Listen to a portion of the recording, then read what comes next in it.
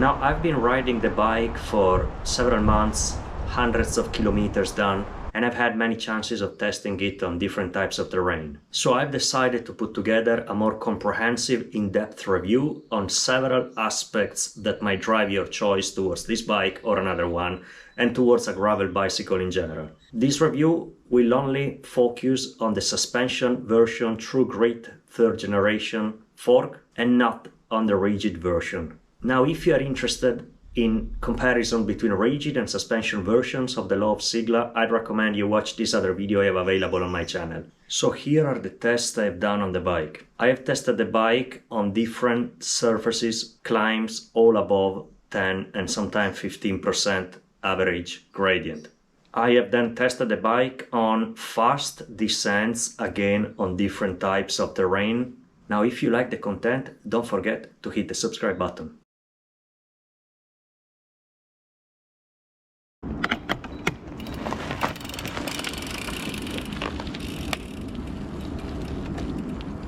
I am basically at the beginning of a somewhat challenging climb with my Lauf Seigla. So percentage here is average 14%. So how it is to climb with the Lauf Seigla with the True Grit fork, the suspension fork.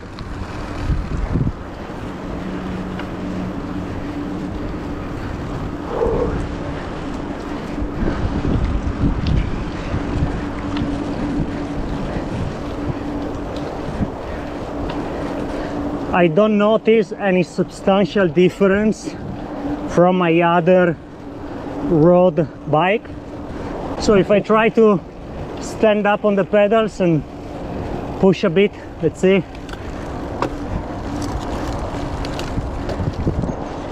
So I'm currently on the pedals. There is some bouncing coming from the fork, but for now it's nothing like that affects the quality of the ride. Let's see, on this little stretch here,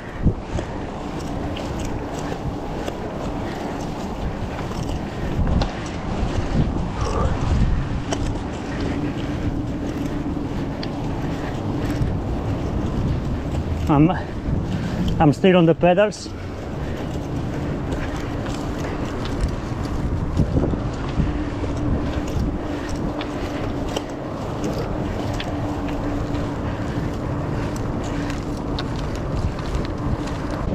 So, is the bike wobbling too much when I climb, regardless on the saddle or standing up? No.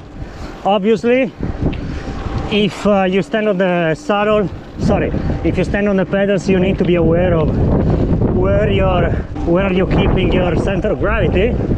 But it's, as far as I'm concerned, performing well on the climb. Now, a sprint on a flat, that is where I notice more, where I notice more a negative effect from the front fork. So the key question there is, as you will see later on, why do you need this bike for? Are you gonna sprint to the finish in a flat road criterium? No, I don't think so. So I don't think you would really need to worry about that. I had a chance to try both the rigid version and the suspension one, and there was nothing absolutely wrong with the rigid one, but I felt my wrists were a bit in pain at the end of the ride. So calculate how long your ride or your rides are going to be and factor that in when you decide what to get. The climb had a mix of paved surface and unpaved surface, which was mostly smooth somehow, though the gradient was significant. I am mounting the standard SRAM cassette that came with the basic build from Lauf, so it's a 1044 cassette. On very steep gradient towards the 20%, you will probably be in the situation of wondering whether it's better having easier gear to approach those really tough climbs. So I cannot really express my opinion on that. It might be a good idea. It also depends on your weight, on your legs, on your how long the climb is gonna be, if it's gonna be a one-off climb or you're gonna have a long ride with multiple climbs, and of course if you're racing or not, and you know the level of comfort you are willing to sacrifice or not on your bike, just you know, for the sake of going on top of a mountain. So yeah. This part is paved, but it's really steep. Well, not so steep, but it is steep. Averaging 12% here. And yeah, I just wanted to give some evidence of how the suspension version behaves when climbing. I am seated on the saddle shortly, 15% now. Shortly I'll stand up on the pedals. 17.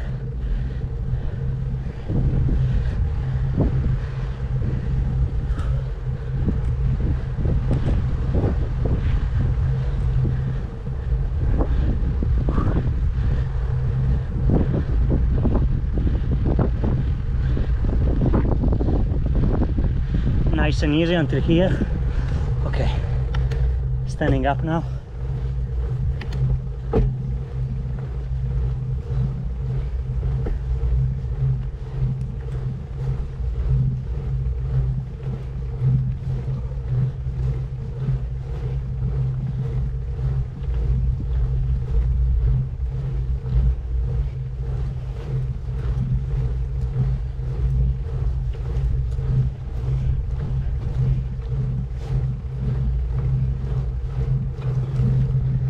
Well, that was also not too hard, to be honest. It's a good gravel bike to climb if climbs, mountains, passes, whatsoever are part of your route. Then do not feel you are limited or you know, on the wrong rig. Absolutely, you will have fun and you will be competitive. Granted that it depends on your legs. However, if I had to go to climb Mount Ventoux or the Mortirolo, Stelvio, any pass that you see with a World Tour stage, like Tour de France or Giro d'Italia, I would definitely go with my road bike if it was all paved. So again, it depends where you're coming from, what do you want to do, where you're going to ride. I love climbing in high mountain on a road bike, and I will not go there with the Seigla, simply because I have a specific bike designed just for that. But like I said, if you plan to do any climbing, if you are on a route where there are mountains whatsoever, you'll be fine. It's fun, it's fast, it's comfortable. And for the cassette and whether the gears available are enough to climb comfortably, I must maybe do a full disclosure here. I am relatively lightweight. I am 62 kilos in pounds, maybe, I don't know, 130, I don't know.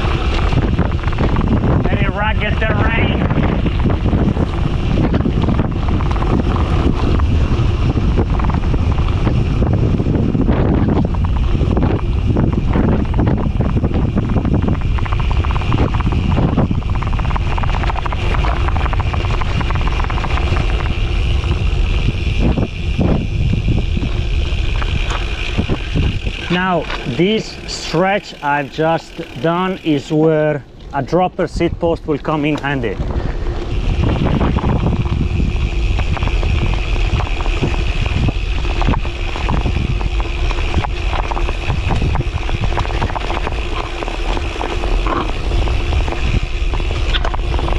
Again, one could go way faster here with a dropper seat post, but yeah, brakes are here for a reason.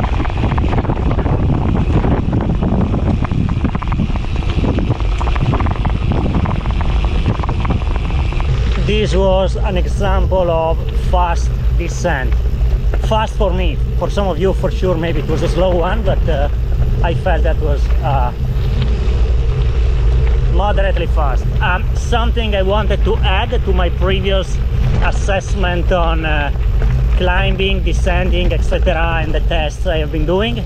Keep in mind the weather and therefore the terrain here where I am in Spain is very dry, so I cannot really speak for example, wet muddy descents or climbs with some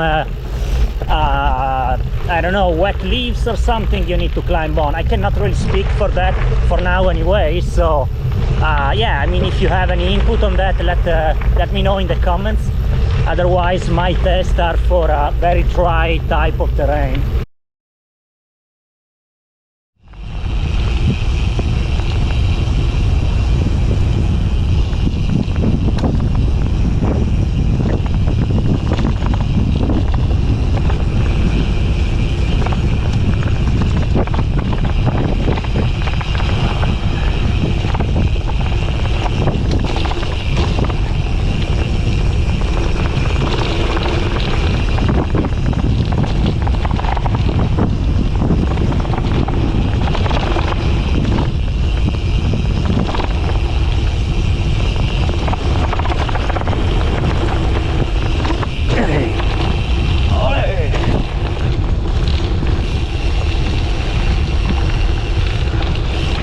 Now for descending, and I'm talking about fast unpaved descents with some technical level involved, some difficulty, maybe not extreme obviously, or you will be on a downhill mountain bike, but I think that is where this bike excels, or some of the scenarios where this bike excels, descending fast on unpaved trails. That's really where I enjoy. Because you will feel not only comfortable but also very confident by the way you are controlling the bike, also thanks to the suspension. In fact, descending fast on the Seigla also made me think how fun it will be to have a dropper seat post, which I know it can be installed as long as you have a wireless one. Would it be fun? Definitely. Would you feel more confident in descending because you can actually lower where you're sitting? Definitely. Would I be willing to spend, I don't know, 5 to 1,000 euros for an upgrade that I would probably use once or twice a month? I will not make such an upgrade.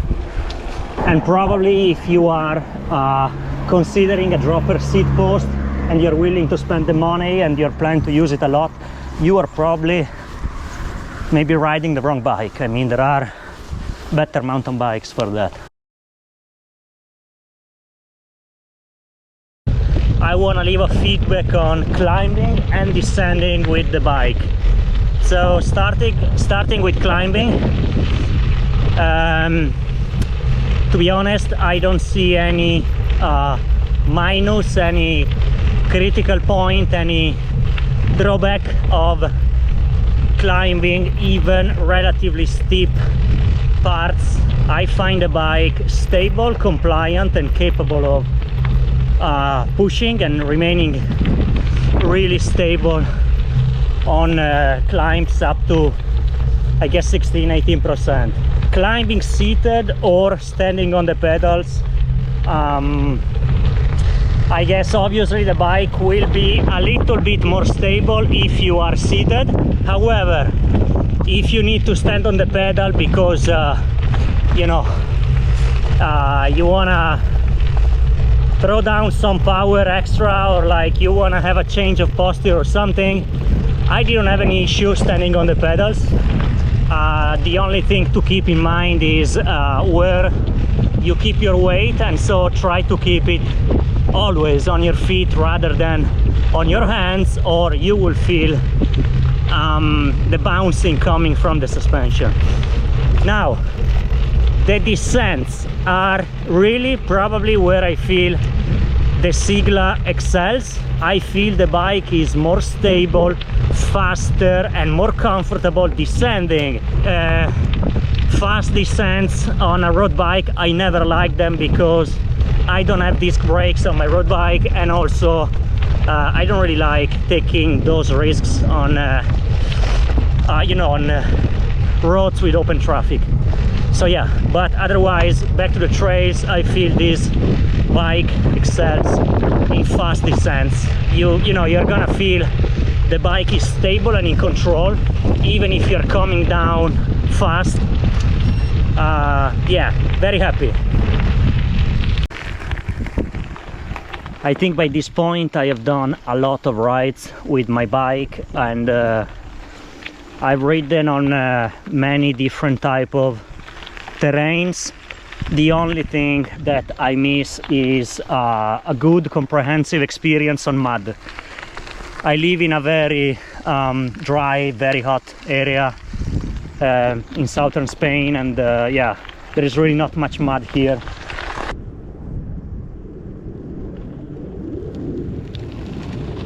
And that's all for this second comprehensive review on the bike. I hope you like the content, I hope the video was useful, I hope you'll be able to do better decisions or enjoy more your rides. Now, if you like the content, don't forget to hit the subscribe button. Thanks for watching this video, and see you on the trails.